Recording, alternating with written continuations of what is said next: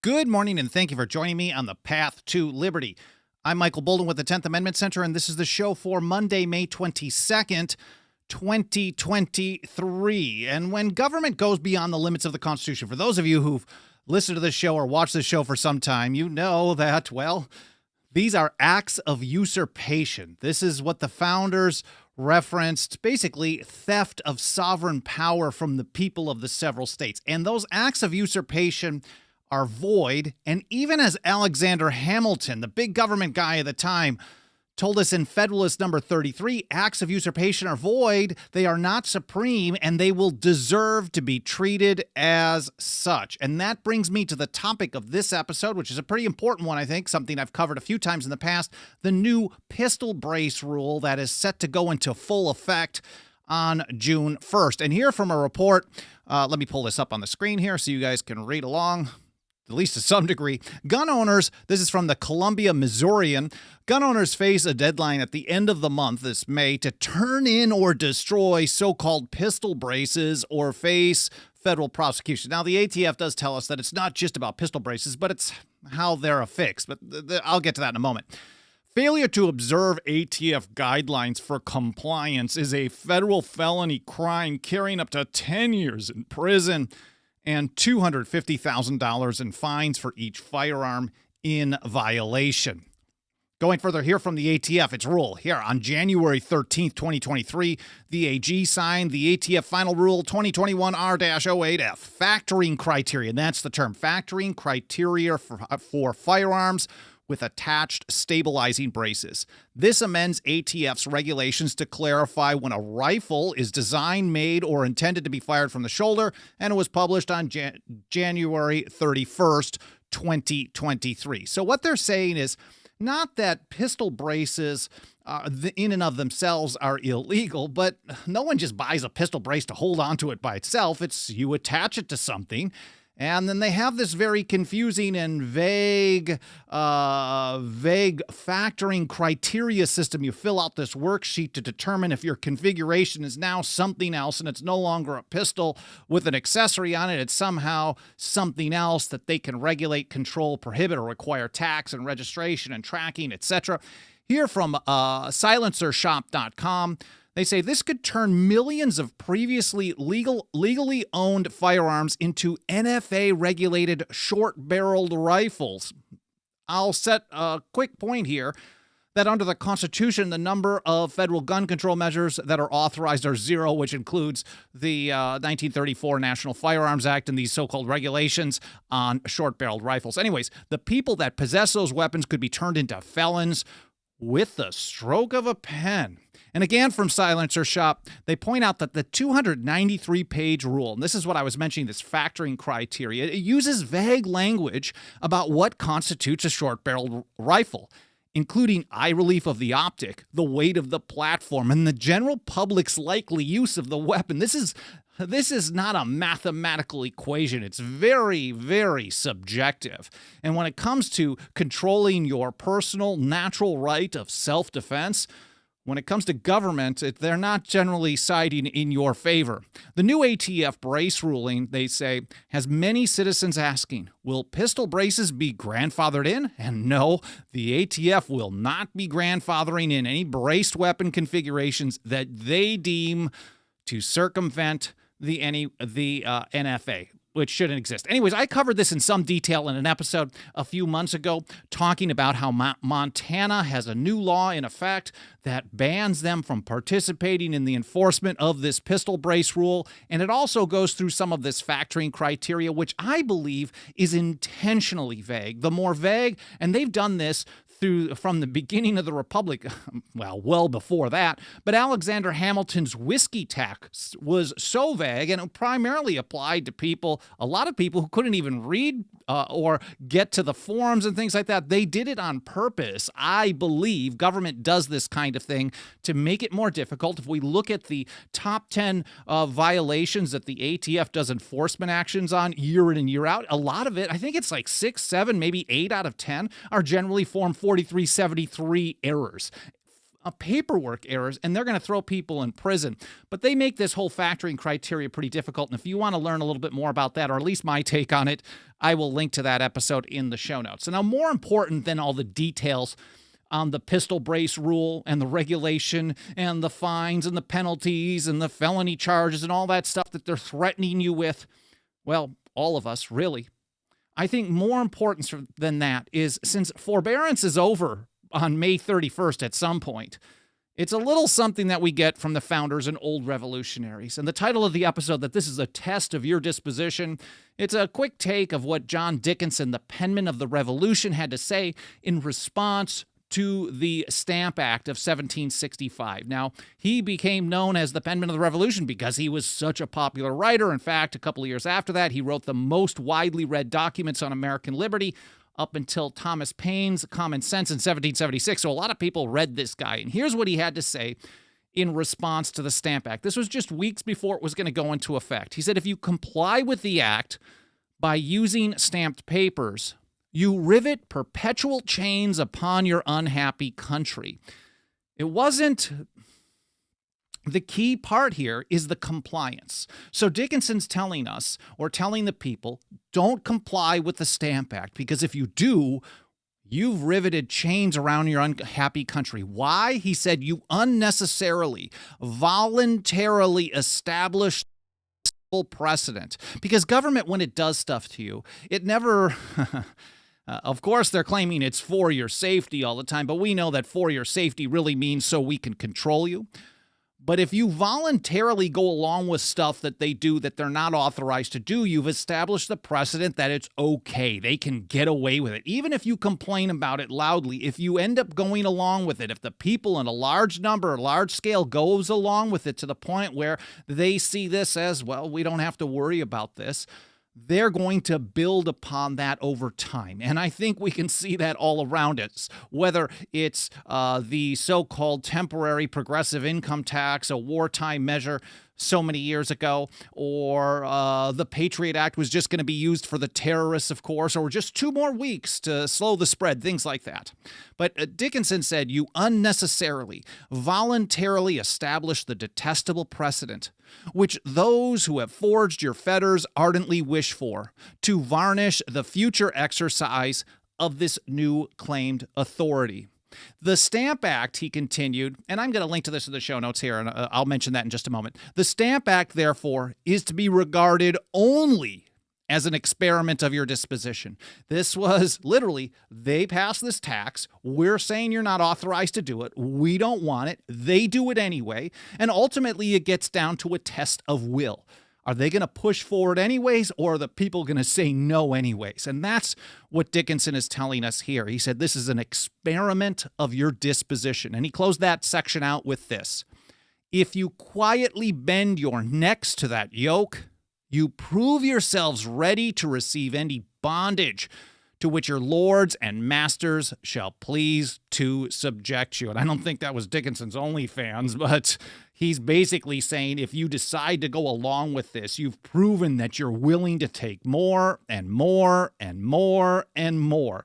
And I think the same thing can be said about federal gun control. Of course, the people prove themselves okay to accept the National Firearms Act of 1934, the Gun Control Act of 68, and on and on. But at some point, the people have to say enough is enough is enough. James Madison had the same advice, and I mentioned him over and over and over. In Federalist number 46, Madison recommended straight-up disobedience by the people and a refusal to cooperate with officers of the Union. Madison gave us a 4-step strategy of how to stop the feds without relying on the feds to stop themselves. It wasn't about going to the federal government to ask the federal government to stop doing stuff they weren't supposed to be doing in the first place, whether through Congress, through the executive branch, or the judiciary. It was about people and states working together to resist and refuse to cooperate. And of course, I keep mentioning show notes. But about 1 to 2 hours after this live stream is done, I will publish a blog post like I do for every episode, like I've done for every episode for 4+ years now, over at 10thamendmentcenter.com/path-to-liberty. And there you will find individual episodes. And in each episode, here's one on, I've done a bunch on CBDC recently that you really should check out. talking about strategy and using states and individual opposition as well, that we should apply to all kinds of things, whether it's pistol braces or anything in between. But so I'll publish a blog post for this episode in a couple of hours after the live stream's over, and there you're going to find a show link section where you can say, hey, Bolden, where's that broadside that Dickinson wrote against the Stamp Act? Well, there's going to be a link to the PDF in there so you can read it in context on your own time. And while I'm here doing this, I do want to take a quick moment to say hello and thank you to everyone who is here for the live show. I appreciate whether you're watching live or whether it's in the archive, whether you listen on the podcast, whatever platform. We've been seeing a lot of nice, steady growth over on our Rumble channel, which is really cool. We're getting way more views than I expected. They're not a lot, but still we're growing, and I appreciate you guys spreading the word. Hi over to Haji in Southeast Michigan, Cheriton Farmer in Missouri, Tim Martin in Arizona, Dixie Strong, Clay Kent, Riv County or Co-Fireman, E.S., Joseph Bonamolo up in Northern California, John here for my daily dose of freedom. That's awesome. I appreciate it. Thank you. Jeannie asking if this is a movie. Well, maybe. Larry Clark, Robert McIsaac, Howard, Peter D., and everyone else. I know I'm missing a few people. Tom Casey, and a few others, Dixie Strong. I appreciate you guys being here. I'll try to take a look over in the comments either later in the episode or later on today and tomorrow. I get tons of great ideas for future episodes based on your comments, your questions, you ripping on me for saying something dumb or wrong. So I appreciate all of that. Anyways, let's get back to this. So Dickinson saying this is a test of your disposition. This is a test of whether or not you are willing to quietly bend your neck to that yoke that they're throwing at us, whether it's a pistol brace rule or it's a Stamp Act tax. And mind you, Dickinson was saying that because of some of the opposition to the opposition. The Patriots are opposing the internal tax, which was the Stamp Act. And now some of the opponents of them in the colonies were saying, well, it's not a huge deal. Do we really want to risk our necks for this small thing? And Dickinson's saying, no. In fact, sometimes the smaller steps are more dangerous because it's like the boiling frog. You just keep giving them a little, and eventually the dam breaks, and you can't allow that to happen. Anyway, so some people, of course, want to tell us to wait for the Supreme Court to save us. And, well, what if they don't? What if they do? I mean, great, but a free people does not wait for permission from government to exercise their natural rights. And a free people does not wait for government to tell the people that the government screwed up and the government shouldn't have been doing something that the government has been doing. So that's not what a free people does. Now, of course, if the Supreme Court, and there's going to be more lawsuits, and I know there are some winding their way through on this, but let's say they get it right. That's fantastic, but it's only fantastic because it gives the people an option to build upon that. If they don't and they continue in that same path, we shouldn't be surprised when things continue getting worse. In other words, as long as they continue waiting for government to give them permission, government is going to keep removing permission for things slowly over time. And I think bump stocks are a great example of this. And I know since it was initially announced, it's about 4 years or so after they implemented it. We're still waiting on the federal courts to actually stop the 2018 bump stock ban. I get told every few months, oh yeah, the court struck this down. And then, it gets appealed and it's back and forth and back and forth. As of November 2022, the Supreme Court had already declined to hear 3 different cases challenging that bump stock ban. I think there's another one that's winding its way right now. It's United States versus, I think, Cargill. Off the top of my head here from Bloomberg News, they point out that the Fifth Circuit, and this is just as of, I think, just a month or so. This is April 11th. 2023. The Fifth Circuit is the first and only circuit to say ATF lacks the authority to ban bump stocks. Man, it's so many years later and we're still waiting for the feds to say, sorry, we did the wrong thing. We shouldn't have been doing this. And that, again, is not what a free people does. The 6th, this is again to Bloomberg Law, the 6th, 10th, and D.C. circuits have declined to invalidate the Bureau's bump stock ban, albeit for varied reasons and without consensus that the statute is clear. So the Fifth Circuit is saying no way. There's other circuits that say, yeah, it's fine, whatever. But I think too many people want you to believe that the Constitution means what the courts tell you it means until, of course, they change their mind. And Thomas Jefferson warned us against this over and over, and he was far from alone. But he put it this way: you seem to consider the judges as the ultimate arbiters of all constitutional questions. A very dangerous doctrine indeed, and one which would place us under the despotism of an oligarchy. If the Constitution is the supreme law of the land, the Constitution means what the Constitution meant the moment it was given legal force by the people of the several states, the ratifiers themselves, not the intention or the goals of the people in the Philadelphia Convention, which they didn't know what that was at the time. It's how the people understood the document at the time when they said, well, yes or no, in Virginia and North Dakota, wow, New York and elsewhere, North Carolina, etc. But to think that, so the supreme law of the land is the Constitution. If the Supreme Court reads it incorrectly, then the Supreme Court is wrong. Mind you, they issue opinions. They issue their opinion. It says it at the top. But most people treat it as if it is final say. It is law, but Jefferson told us that this would mean you live in an oligarchy. You've got 9 unelected, unaccountable, politically connected lawyers that are basically the final say over anything and everything. And that is not the system of the founders and the old revolutionaries. I should have had an episode ready to point out to you on that one. I don't know one off the top of my head. But here on the other end of the spectrum, even John Marshall takes a somewhat decent view on this. He said, courts are the mere instruments of the law and can will nothing.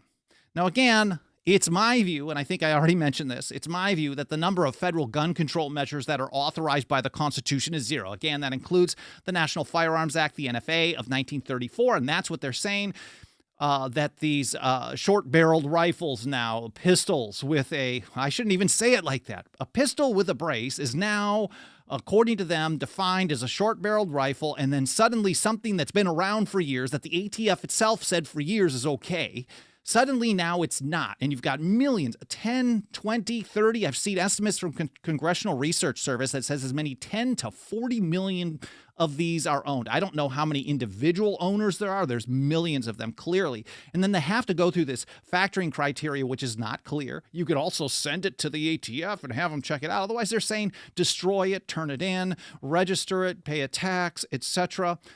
It's not good. Anyways, it's my view that the 1934 National Firearms Act should not exist. The ATF, the only thing they're authorized to do under the Constitution is disband and go get a job rather than oppressing people. The Gun Control Act of 1968, its amendments in 1986, the Undetectable Firearms Act of 1988, the Bump Stock Ban of 2018, the lower thirds, whatever that one that I can't think of some of these propaganda names they give the laws that they passed in 2022, etc. So 0. The number of federal gun control laws that are constitutional are 0. So there's no need for a sovereign people to wait for the government to tell people, the people themselves who delegated some power to an agent in government, state or federal level. There's no reason for the people to wait for the government to tell the people that the people's constitution has been violated. Ultimately, sovereignty means final authority, and sovereignty is with the people of the several states. It's just up to them to use it. So anyways, I'm with Mercy Otis Warren on this. She said, self-defense is a primary law of nature, which no subsequent law of society can abolish. Or James Wilson, who said the defense of oneself, justly called the primary law of nature. He takes it to another level. He says it is the primary law of nature, is not, nor can it be abrogated by any regulation of municipal law. So what does a free people do about this kind of thing? Well, it's a test or an experiment of your disposition. Are you willing to go along with it? I think Lysander Spooner, the great 19th century anarchist writer who did a lot of writing on the Constitution as well that I think is very interesting that most people don't read, but here from his Defense for Fugitive Slaves, one of the greatest papers of that era in 1850, he put it this way. He said, to say that an unconstitutional law must be obeyed until it is repealed is saying that an unconstitutional law is just as obligatory as a constitutional one, for the latter is binding only until it is repealed. So he's understanding that the Constitution is the supreme law of the land. And when government does stuff that's outside the Constitution, it doesn't count. You aren't required to obey it. Patrick Henry said the same thing all the way back, and we can go all the way back to the Stamp Act. And he said in his resolutions against the Stamp Act, which were on May 29, 1765, his birthday, and he said specifically, like, look, you're not authorized to do this stuff. The only people, he was, mind you, this is very much a precursor to the structure of the system in the Constitution. They took the view that, well, the empire could do general things, but stuff that affected people locally, including internal taxation, this was up to the people of each colony to determine how they were going to do that in their own area. And Patrick Henry said, well, when they do this kind of a taxation thing, and really you could apply it to anything, as soon as they go beyond that, you are not bound to yield obedience to this. This is the same mentality. Because if you have to wait for government to tell you that it wasn't supposed to do it in the first place, then you've been required somehow. You've been bound to obey an unconstitutional act. And that is giving unconstitutional laws, acts of usurpation, the same legal force as those that are authorized by the Constitution. Spooner really nailed it on that. To say that an unconstitutional law must be obeyed until it is repealed is saying that an unconstitutional law is just as obligatory as a constitutional one. This is absurd when you think about it. He said there would therefore be no difference at all between an unconstitutional and a constitutional law. I got that backwards. There would be no difference at all between a constitutional and an unconstitutional law in respect to their binding force, and that would be equivalent to abolishing the Constitution and giving to the government unlimited power. And even if it's unlimited power regarding a bump stock for 3 or 4 years, that's too long. 1 day beyond the limits of the Constitution is 1 day too much. Jefferson, again, in his opinion against the constitutionality of Alexander Hamilton's National Bank in 1791, he specifically said to take a single step beyond the limits drawn around Congress, to take a single step beyond the Constitution, is to take a boundless field of power. It's the same mentality as Dickinson had so many years earlier, talking about the detestable precedent. As soon as you give them that small step forward, they're going to build on that and build on that and build on that. And so Spooner sums it up with this. And of course, I'm going to link this whole paper, the 1850 Defense for Fugitive Slaves, is filled with amazing stuff. Anyways, he said, the right of the people, therefore, to resist an unconstitutional law is absolute and unqualified from the moment the law is enacted. And if we're talking about the new pistol brace rule, the moment the law was enacted is 1934, not when the executive order came that also included something else under the purview of the 1934 Act. So anything from 1934 on that applies, or the government says applies, this is a natural right of the people to resist that. Ultimately, it gets down to whether or not, if the people think it's okay for government to do stuff like this, government is just going to keep doing stuff like this, and it's going to keep getting worse. Here's how Thomas Paine put it: the strength and powers of despotism consist wholly in the fear of resisting it. And this is, I think, very essential information, especially at a time when government keeps growing and growing and growing. No matter which team is in charge, it's ultimately up to the people to protect and preserve their own constitution, their own liberty, whether the government likes it or not. And we try to get that information out to more and more people every single day. Nothing, absolutely nothing helps us get that kind of work done every day more than the financial faith and support of our members. You can join us for as little as $2 a month. If you got a couple of bucks of that dirty government fiat laying around or still in a bank account that hasn't had a run on it yet, send it our way. We will use it to take a stand for the Constitution and liberty, teach people how to defend both when government refuses to do so. The link for that is 10thamendmentcenter.com/members. There's also annual, lifetime, 5-year options. I appreciate any consideration you can give to joining us today. Again, 10thamendmentcenter.com/members. I got a couple of minutes here. Let me see if I can take a look over at the live chat.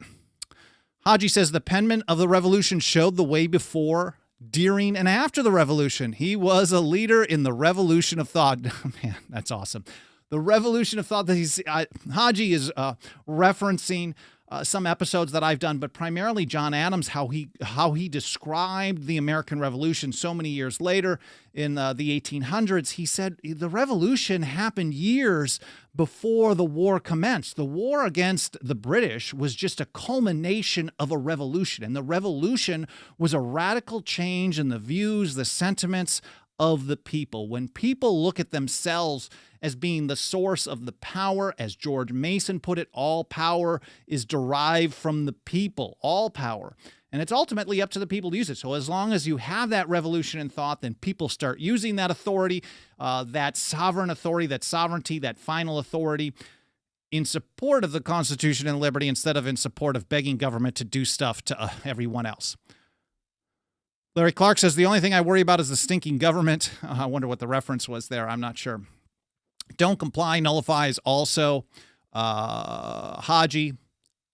The poor man's machine gun, that is an awesome screen name, said no federal prosecutor is going to criminally charge an otherwise lawful person for this, especially since there is an ATF approval letter for these. Well, we don't know. I mean, to think that people with power aren't going to use the power in the way that you don't want them to use the power. And I think it's very likely, actually, that if there's millions of people who say they're not going to follow this, we know there's no way that they can do much about it. And if millions of people refuse to comply, and then they try to make an example out of a few to scare some of them into compliance, then you really kind of get down to, well, again, this is an experiment of the disposition of the people. Will people get frightened? Fear is the foundation of government power, or of most governments, is how John Adams put it. I just removed the word most on that one. And as long as the people are afraid of this kind of thing happening, then there's almost certainty that it will happen and it will continue expanding. So we can't actually discount that the ATF will try to do things. Now, of course, I think it's absurd that they would, but if they really want to make their case and they really want to frighten people into compliance, turn them in, Mr. and Mrs. American. If they really want to do that, they can just, this is what they did in the battle against states regarding cannabis. We saw this for a bunch of years. It has very much subsided because what happened was, well, the feds under former presidents would pick a state basically, and they would pour all their resources into California. And then you'd see all the local news talking about it, how, oh, they're coming in, they're going to shut it all down. We were always warned that they were going to do this. And because there was such an overwhelming number of people refusing to participate here in, well, I don't live in Los Angeles anymore. I still think that's still new. But in Los Angeles, I'm in Orange County now. In Los Angeles, when I was living there at the time, there was somewhere between 1,500 and 1,700 marijuana retail stores, supposedly just for medical at the time, in operation just in the one city alone. That was more than Starbucks and 7-Eleven combined. So they weren't able to make much of a dent. They did a lot of heavy raids. They focused a lot of energy, and a lot of people were saying, the whole thing's going to come apart. But as long as people still held fast and continued doing what they thought was right anyways, then they weren't able to shut it down. And then they moved to another state, and they did the same thing in Montana, in Colorado. In fact, just before the Colorado legalization amendment went into effect, I think the vote was 2012. I can't remember what the date was, but just weeks before that, they conducted the largest series of cannabis raids in state history. State and federal worked together on this, and basically to send a warning. Hey, when stores open on January 1st, they're not going to be able to do this. But if you watched it like I did, there were people, thousands and thousands of people lined up these things. There's no way they can do it when enough people refuse to comply. So I think on the one hand, it's a good point saying, don't be super afraid, because the ATF, they only have 5,800 employees for the full country. Maybe it's 57 or 55. It goes up and down. And a third of them are in administration. They close somewhere between 8,000 and 10,000 cases per year in and year out. I think the record was under the last dude, somewhere around 11,000, something like that. So they don't have the resources to get everyone. So living in total fear of being gotten by the ATF is bad, and that's what they want. So it's positive to point out that the ATF doesn't have the resources or person power, but we also have to understand that the ATF might want to make examples out of people. This is what government does to frighten people, try to get them to voluntarily establish the detestable precedent. Anyways, I'm rambling on that. I thought that was an excellent comment. I appreciate you sharing that. Poor man's machine gun. I appreciate you all watching. Again, check out the show notes a little bit later today over at 10thamendmentcenter.com/path to liberty or 10thamendmentcenter.com/members to support our work here and help us reach and teach more people. I hope you enjoyed the episode. I hope you learned something. I hope it made you think. I hope you're having a good Monday so far, and I hope to see you next time here on the Path to Liberty. Thanks so much for watching.